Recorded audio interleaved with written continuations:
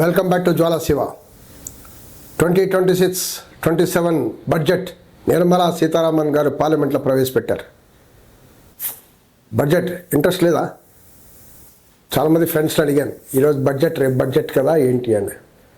మనకేముందండి, మనకేం లేదు, మన కష్టాలు ఏం తీరవు, మనకేం ఒరిగేది ఏం లేదు అని చాలామంది చెప్పారు. అంతేనా? చూద్దాం బడ్జెట్. అసలు మనం 4th బిగ్గెస్ట్ ఎకనామీ అని డప్పులు కొట్టుకుంటున్నాం కదా. 4th biggest economy, $4 trillion economy. మరి బడ్జెట్ ఎట్లా ఉండాలి? ఎంత ఫార్వర్డ్ లుకింగ్ ఉండాలి? అలా ఉందా అనేది చూద్దాం. ఉద్యోగాలు, ఆదాయాలు పెరిగాయా? దాని గురించి ఏదైనా ప్రస్తావన ఉందా ఈ బడ్జెట్లో అంటే ఏం కనిపించట్లేదు. కానీ బడ్జెట్లో నిర్మలా సీతారామన్ గారు ఏం మాట్లాడినా, ప్రతి లైను ప్రతి సెంటెన్స్ మాట్లాడినా ఇదే సౌండ్. ఇది మాత్రం ప్రధానమంత్రి నుంచి, మంత్రుల నుంచి, ఎంపీల నుంచి, వాళ్ళ పార్టీ ఎన్డీఏ వాళ్ళు చప్పట్లు కొట్టడం. ఇదిగో ఇక్కడ నేను 500 కోట్ల రూపాయలు పెంచాను అంటే అసలు వీళ్ళు ఆమె ఏం చెప్తుంది వింటున్నారా లేదో, అంత ఆర్కెస్ట్రా లాగా ఆ లైన్ ఫినిష్ అవ్వగానే కొట్టుడు. అదే ఈ బడ్జెట్ స్పెషాలిటీ అనేది కనిపించింది. గత సంవత్సరానికి ఈ సంవత్సరానికి పోల్చుకుంటే కూడా ఈ బడ్జెట్లో పెద్ద తేడా లేదు. మీకు బడ్జెట్ సైజులో కానీ, క్యాపిటల్ ఎక్స్పెండిచర్లో కానీ దాదాపు ఆల్మోస్ట్ సేమ్, ఇటు మార్పులు తప్ప ఆల్మోస్ట్ సేమ్. రెవెన్యూ రిసీట్స్ అనేది చాలా ఇంపార్టెంట్ బడ్జెట్లో. లాస్ట్లో కూడా మాట్లాడుకున్నాం, అది కూడా పెద్ద చేంజ్ లేదు. అంటే నెక్స్ట్ ఆదాయం. ఇప్పుడు బడ్జెట్ అనగానే ఇన్కమ్ ఎక్స్పెండిచర్ కదండి. ఇన్కమ్ మాట్లాడాలి కదా. ఫస్ట్ ఇన్కమ్ ఎక్కడి నుంచి వస్తుంది, ఎంత వస్తుంది మాట్లాడాలి, తర్వాత ఎక్స్పెండిచర్ మాట్లాడాలి. సో ఇన్కమ్లో పెద్ద చేంజ్ లేకపోతే ఎక్స్పెండిచర్లో ఏముంటుంది చేంజ్. సో బడ్జెట్ ఏముంటుంది? సేమ్. అప్పులు, బారోయింగ్స్ అంటే కేంద్ర ప్రభుత్వం తీసుకున్న బారోయింగ్స్ 17 లక్షల కోట్లు, ఇంట్రెస్ట్ పేమెంట్స్ 14 లక్షల కోట్ల రూపాయలు. అంటే ఇవన్నీ ఇంకా ఉన్నాయి, అంటే ఇవన్నీ మనం పే చేయాలి. మరి సెంటర్కి 55 లక్షల కోట్ల రూపాయలు ఆదాయాలు ట్యాక్స్ రిసిట్స్ ద్వారా వస్తుంది, ట్యాక్స్ నాన్ ట్యాక్స్ రిసిట్స్ ద్వారా వస్తుంది. స్టేట్స్కి ఎంత ఇస్తుందా అంటే స్టేట్స్కి బాగా పంచాలి కదా. రాష్ట్రాలకి 30-40 రాష్ట్రాలు ఉన్నాయి కదా, యూనియన్ టెరిటరీస్, వీళ్ళందరికీ అక్కడ చాలా తక్కువ, సేమ్ అమౌంట్ పంచుతాం అని చెప్పేశారు. ఫైనాన్స్ కమిషన్ రికమెండేషన్ ఇచ్చింది, సేమ్ అమౌంట్ పంచుతాం. అంటే రాష్ట్రాలు డెవలప్ కావా? రాష్ట్రాలు డెవలప్ కాకపోతే దేశం డెవలప్ అవుతుందా? రాష్ట్రాలు కూడా ఖర్చులు పెరుగుతాయి కదా. మరి దానికి అనుగుణంగా వాళ్ళు కూడా డివాల్యూషన్ చేయాలి కదా. మన రిపబ్లిక్ అదే కదా, రాజ్యాంగం చెప్పింది, ఫెడరేషన్ ఆఫ్ స్టేట్స్ మనం మాట్లాడుకుంటున్నాం. సో ఈ రాష్ట్రాల కూడా సహాయం చేయాలి కదా. మరి చాలా సెక్టార్స్ మనం చూస్తే డౌన్, ఖర్చులు చాలా తగ్గించారు లేకపోతే సేమ్. ఇన్ఫ్లేషన్తో పోల్చుకుంటే ఆ సేమ్ కూడా లాభం లేదు. మీ వ్యవసాయం పెద్ద సాయం పెరగలేదు. హెల్త్ 600 కోట్లు పెరగడం, ఇవన్నీ చాలా తక్కువ నామమాత్రం. అసలు ఇన్ఫ్లేషన్తో పోల్చుకుంటే జీరో, మైనసే అని చెప్పాలి. ఎడ్యుకేషన్లో 6.5% పెంచారు. అది ఐఐటి, ఐఎంలు వీటిపైన కొన్ని ఇన్స్టిట్యూట్స్ ఫోకస్ అని కూడా చెప్పడం జరిగింది. అంటే హయ్యర్ ఇండస్ట్రీ, బేసిక్ ఎడ్యుకేషన్ పైన ఎంత ఖర్చు పెడతాం అనేది కూడా రావాలి మనకు ఖర్చు. మన మెయిన్ మన పాయింట్ మన దేశంలో అదే కదా. మన ఎడ్యుకేషన్ పైన ఖర్చులు చాలా తక్కువ.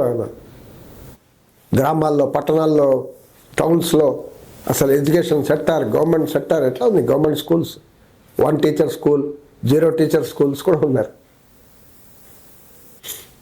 మరి R&D ఎంత ఖర్చు పెట్టారు? R&D మనం చాలా తక్కువ. ఈరోజు కూడా 0.6, 0.7% జీడిపిలో. చైనా 3% ఖర్చు పెడుతుంది. $800 బిలియన్ చైనా ఖర్చు పెడుతుంటే మనం R&D పైన చాలా తక్కువ ఖర్చు పెడుతుంటాం. $100 బిలియన్ కూడా లేదు.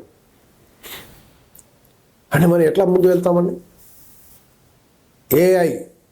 ఏఐ పైన మిషన్, ఏఐ మిషన్ అన్నారు, ఆర్టిఫిషియల్ ఇంటెలిజెన్స్ మిషన్. ఈరోజు ఆర్టిఫిషియల్ ఇంటెలిజెన్స్ 10,000 కోట్ల రూపాయలు 5 సంవత్సరాలకి. ఏం సరిపోతుందండి? 2,000 కోట్ల రూపాయలు ఈ సంవత్సరానికి. అంటే ఈ బడ్జెట్ ఇన్వెస్ట్మెంట్ ఫర్ ఫ్యూచర్ అని అలా అనిపిస్తుందా? ఓ ఫ్యూచర్ ఇండియా ఒక పెద్ద టేక్ ఆఫ్ మోడ్లో ఉంది అని అనిపిస్తుందా? అలా ఉండాలి కదండి బడ్జెట్. ఇప్పుడు ఉద్యోగాలు మీరు ప్రామిస్ చేశారు కదా, 2 కోట్ల ఉద్యోగాలు ఇస్తాం ప్రతి సంవత్సరం అని 2014లో మీరు ప్రామిస్ చేశారు. ఈ పాటికి 24 లక్షల ఉద్యోగాలు రావాల్సింది ఉన్నాయా? జాబ్ ప్లస్ గ్రోత్ కాదు, ఈ మధ్య గ్రోత్ 7% గ్రోత్ అని చెప్తున్నారు. 7% గ్రోత్ ఎవరికి గ్రోత్? అడానీ అంబానీలకి గ్రోత్ సరిపోతాయా? ప్రజల గ్రోత్ రావాలి కదా, ఉద్యోగాలు కూడా అంతే 7% గ్రోత్ రావాలి కదండి. ఆ గ్రోత్ రిఫ్లెక్ట్ అవ్వాలి కదా. అంటే వాళ్ళ చేతిలో ఇన్కమ్ పెరిగితే గ్రోత్ అయినట్ట జీడిపి గ్రోత్.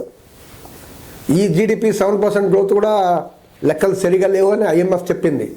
ఐఎంఎఫ్ చెప్పి మీ 7% కాదు మీ గ్రోత్, మీ స్టాటిస్టిక్స్ అంతా ఉల్టా పల్టా చేస్తున్నారు, మీరు చాలా తక్కువ ఉంది కాబట్టి మిమ్మల్ని సి గ్రేడ్ రేటింగ్ ఇస్తున్నాం, గ్రోత్ స్టాటిస్టిక్స్ మీ లెక్కలు తప్పులు చెప్తున్నారు, సి గ్రేడ్ అని చెప్పింది ఐఎంఎఫ్ మన ఇండియాకి. సో ఈ గ్రోత్ పర్సంటేజ్ కరెక్టా రాంగా ఇవన్నీ లేదు.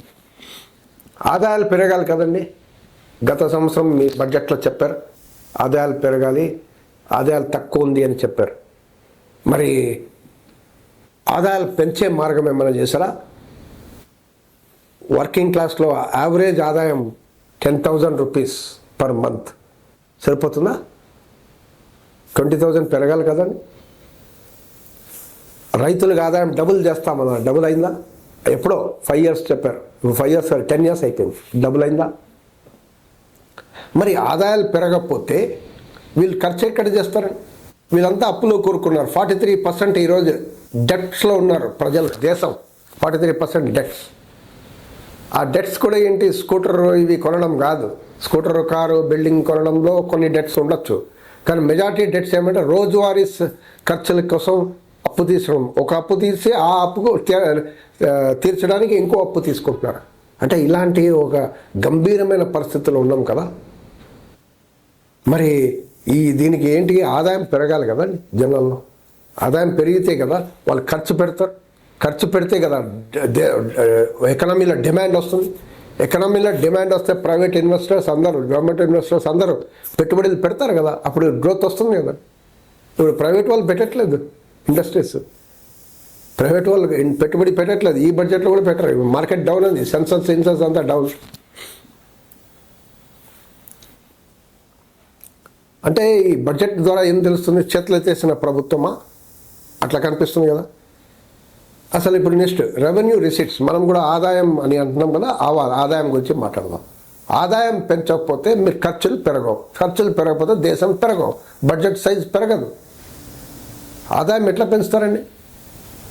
1% పాపులేషన్ దగ్గర 40% సంపద ఉంటే వాళ్ళపైన ఆదాయం మీరు వసూలు చేయరా? అంటే వాళ్ళు సంపద పెంచుకుంటూ పోతారు, 30%, 40%, 50% పెంచుకుంటూ పోతారు, మీరు వాళ్ళ దగ్గర వసూలు చేయరా? 380 బిలియనీర్స్ ఉన్నారు, ఒకప్పుడు 100 బిలియనీర్లు 2014లో. ఈ 10 సంవత్సరాల్లో, 12 సంవత్సరాల్లో, 11 సంవత్సరాల్లో 380 బిలియనీర్స్ అయిపోయారు, శతకోటీశ్వరులు. మరి వీళ్ళ దగ్గర వసూలు చేయరా? లేకపోతే ఎట్లా? 10 లక్షల కోట్ల రూపాయలు వసూలు చేయండి, 10 లక్షల కోట్ల రూపాయలు అదనపు ఎక్స్పెండిచర్ అవుతుంది. మీ బారోయింగ్స్ తగ్గుతుంది, ప్రభుత్వం, కేంద్ర ప్రభుత్వం బారోయింగ్స్ తగ్గిపోతుంది. దీంతో తగ్గిపోతే మీరు ఇంకా ఖర్చులు పెట్టచ్చు. ఉద్యోగాలు అన్నారు, ఉద్యోగాలు అంటే నరేగా ఒక స్కీమ్ ఉండేది, ఒక యాక్ట్, చట్టం పార్లమెంట్లో, దాని ద్వారా కనీసం చాలామందికి, కొంతమందికి రైట్ టు వర్క్ గ్యారంటీగా ఉండేది. ఇప్పుడు అది మార్చేశారు, వివి జామ్జీ అని పెట్టేశారు, ఈ రైట్ తీసేశారు. సో ఇప్పుడు రైట్ హక్కు కాదు, అంటే ఉద్యోగం అనే హక్కు లేదని చేసేసారు మీరు. ఆ 100 days వర్క్ గ్యారంటీ హక్కు ఉండేది, ఇప్పుడు ఆ హక్కు తీసేశారు. సో ఉద్యోగాలు పెరుగుతాయి. ఇప్పుడు రేపు రాబోయే చాలా డేంజరస్ ఉంది. రేపు ఎలక్ట్రిసిటీ బిల్లు రిఫార్మ్స్ బిల్ పెట్టబోతున్నారు పార్లమెంట్లో, ఇదే సెషన్లో, బడ్జెట్ సెషన్లో. ఎలక్ట్రిసిటీ మినిస్టర్ చెప్పారు, పవర్ మినిస్టర్.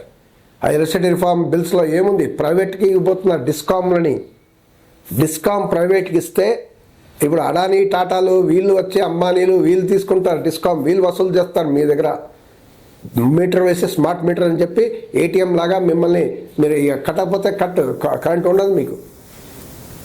వాళ్ళు ఎంత చెప్తే అంత కట్టాల్సిందే. వాళ్ళ ధర 3 రూపీస్, 3 రూపీస్ కాదు, నేను 5 రూపాయలు పెంచితే 5 రూపాయలు కట్టాలి, 10 రూపాయలు పెంచితే 10 రూపాయలు కట్టాలి. ప్రైవేట్ చేతిలో డిస్కామ్ వెళ్ళిపోతే పెద్ద డేంజరస్, ఎలక్ట్రికల్ షాక్ రాబోతుంది రేపు బిల్లు. పెట్రోల్, డీజిల్ ఆల్రెడీ మనం చూస్తున్నాం, అంతర్జాతీయ ధరలు తగ్గినాయి, కానీ మనం మాత్రం ఎక్కువ ఇస్తున్నాం, పే చేస్తున్నాం. గ్యాస్, పెట్రోల్, ఇవన్నీ ఎల్పిజి సో ఆదాయాన్ని పెంచి ప్రభుత్వ ప్రజలకి ఒక రకంగా సిస్టమేటికల్గా కలెక్టివ్ ఒక working education health basic facilities ఇస్తూ ఆ రకంగా కల్పించాల్సిన బాధ్యత ప్రభుత్వాన్ని కదా. ఆదాయాన్ని పెంచి ఆ రకం ఖర్చులు పెంచి చేయాల్సిన పని ఉంది. ఈ బడ్జెట్ అలా ఉందా? మీకు ఎలా అనిపిస్తుందా?